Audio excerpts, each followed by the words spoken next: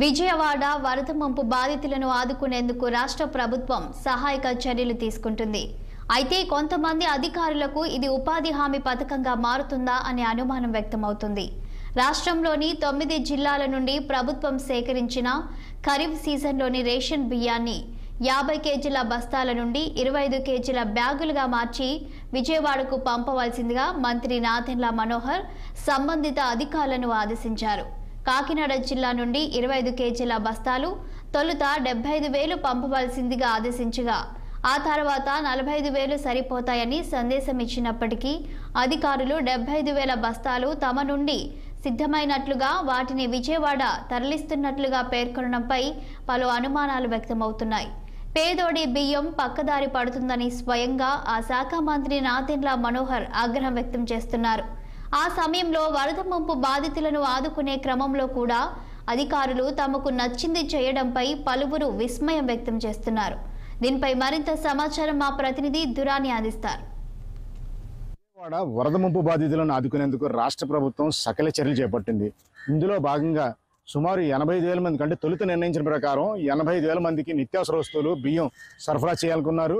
ఆ తర్వాత 2 లక్షల మందికి బియ్యంతో పాటు, అంటే 25 కేజీల బియ్యంతో పాటు పంచదార కానీ, పామాయిల్, కందిపప్పు, ఇలాగ ఒక 6 రకాల పంచదారతో పాటు ఒక 6 రకాల వస్తువులు, అంటే బంగాళదుంపలు 2 కేజీలు ఉల్లిపాయలు, ఇలా కలిపి 6 రకాల నిత్యావసర వస్తువులు అందించాలని ప్రయత్నం ప్రారంభించారు. ఇందులో భాగంగా బియ్యం 25 కేజీల బస్తా పంపించే క్రమంలో ఈ రాష్ట్రంలోని 9 జిల్లాలకు సంబంధించిన సివిల్ సప్లై అధికారులను 7,07,000 మెట్రిక్ టన్నుల బియ్యం, అంటే బఫర్ గోడౌన్లో ఉందని చెప్పేసి వివరాలు సేకరించారు. వారి నుండి, అంటే సాధారణంగా అయితే ప్రభుత్వం సేకరించే ఈ బియ్యం మాత్రం, అంటే సిఎంఆర్, అంటే కస్టమైజ్డ్ మిల్లింగ్ రైస్ మిల్లుల దగ్గర నుంచి సిఆర్ఎం అంటారు వాటిని, అవి సేకరించే వాటిలో మాత్రం 50 కేజీల బియ్యం సేకరిస్తారు మూటలు.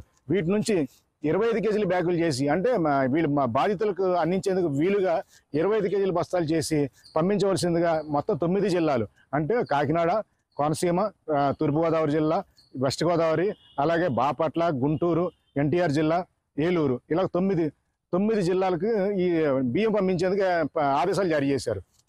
అయితే ఇక్కడే మతలబు ఉందని మనం స్పష్టంగా అర్థం చేసుకోవచ్చు. ప్రభుత్వం అయితే చాలా చిత్తశుద్ధిగా వ్యవహరించింది. పౌర సరఫరాల శాఖ మంత్రి నాదెండ్ల మనోహర్ కూడా స్పష్టంగానే ఆదేశాలు జారీ చేశారు. ఈ ప్రజలను ఆదుకునేందుకు ఈ బియ్యాన్ని బఫర్ గోడౌన్లను తరలించాలని చెప్పి ఆదేశించారు. ఈ ఆదేశాల్లో మాత్రం కాకినాడ జిల్లా అధికారులు చాలా చురుగ్గా, వేగంగా స్పందించారు. దీనికి అనేక కారణాలు మనకి ఇట్టే అర్థమవుతాయి. ఎందుకంటే వరద బాధితులను ఆదుకోవాలనే లక్ష్యం చాలా మంచిదైనప్పటికీ తమ చేతులు శుభ్రం చేసుకునే క్రమంలో వీరు ఈ విధంగా ప్రవర్తించారనే అనుమానం చక్కగా కలుగుతుంది.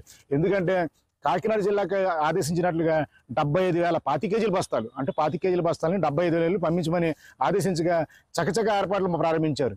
అయితే ప్రభుత్వం మళ్ళీ మనసు మార్చుకొని మనం పంపిణీ చేసే 2 లక్షల మందికే కాబట్టి మిగిలిన జిల్లాల నుంచి వచ్చే అవకాశం ఉంది, మీరు 75,000 కాకుండా కేవలం 45,000 మాత్రమే పంపించమని మరోసారి ఆదేశాలు జారీ చేసినప్పటికీ అప్పటికీ అధికారులు 45,000 బస్తాలు పంపించేశారు. ఇంకా తమ దగ్గర ఇంకా ఉన్నాయని, అది కూడా తాము నేరుగా ఏదైతే కాకినాడ జిల్లాలో ఈ 50 కేజీల బస్తాలని 25 కేజీలుగా మార్చేందుకు 9 రైస్ మిల్లులకు ఆదేశాలు ఇచ్చారు. అలాగే వారి నుంచే నేరుగా విజయవాడ తరలించి ఏర్పాటు చేశారు. ఈ క్రమం చూసుకుంటే కనుక వీరి అధికారుల పర్యవేక్షణ ఎక్కడ ఉందన్నది మాత్రం మనకు కనిపించట్లేదు. కేవలం ఆ బఫర్ గోడ నుంచి వచ్చేటప్పుడు మాత్రమే లెక్కలో కనబడుతున్నాయి. రైస్ మిల్లుకి వెళ్ళిన తర్వాత గోను సంచులు ఏమవుతాయి, అంటే సాధారణంగా ఈ గోను సంచులు సివిల్ సప్లైస్ కార్పొరేషన్ దగ్గరే ఉంటాయి. ఈ గోను సంచులు ఏమవుతాయి, మళ్ళీ తిరిగి తీసుకుంటారా, లేకపోతే సంచులు లెక్కే రాసుకుంటారా?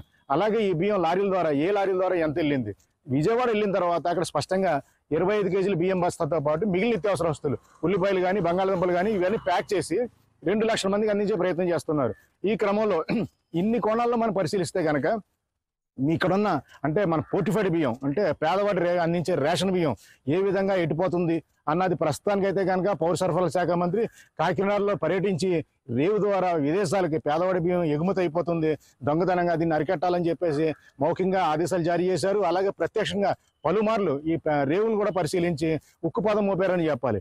ఇటువంటి క్రమంలో అంటే ఎంత బియ్యం, రేషన్ బియ్యం పక్కదారి పడుతుంది, ఇవన్నీ లెక్కలు తారుమారు చేయడానికి ఏమైనా ఈ అవకాశాలను వాడుకుంటున్నారా అనే విధంగా మాత్రం కరెక్ట్గా అవకాశం దొరికిందని చెప్పాలి.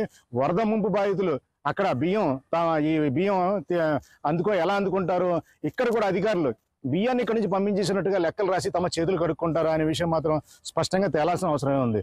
అయితే సివిల్ సప్లైస్ విభాగాన్ని పర్యవేక్షించే కాకినాడ జాయింట్ కలెక్టర్ రాహుల్ మీనా, ఆయన చాలా సమర్థవంతమైన అధికారి. అయితే ఈ రాహుల్ చేసే పని మాత్రం ఒకటి చాలా స్పష్టంగా చేయాల్సిన అవసరం ఉంది. ఎక్కడి నుంచి సరుకు ఎక్కడి నుంచి వెళ్తుంది అన్నది స్పష్టంగా వివరణ ఉన్నప్పటికీ అంటే కాకినాడకు సంబంధించి 2 బఫర్ గోడౌన్లు ఉన్నాయి. కడపలో ఒకటి ఉంది, సామర్లకోటలో ఒకటి ఉంది. ఎక్కడి నుంచి ఎంత సరుకు వెళ్ళింది, ఈ సరుకు నేరుగా ఏ మిల్లులకు వెళ్ళింది, ఏ మిల్లు నుండి లారీల ద్వారా ఎక్కడికి వెళ్ళింది, ఇవన్నీ వివరాలు తీస్తే మాత్రం ఖచ్చితంగా సివిల్ సప్లైస్ వలన కొన్ని చేపలైనా సరే బయటపడే అవకాశం ఉంది. వీడియో జర్నలిస్ట్ చిన్నితో నదీం కందురని, కాకినాడ. మహారాష్ట్రలో హృదయ విదారక ఘటన చోటు చేసుకుంది.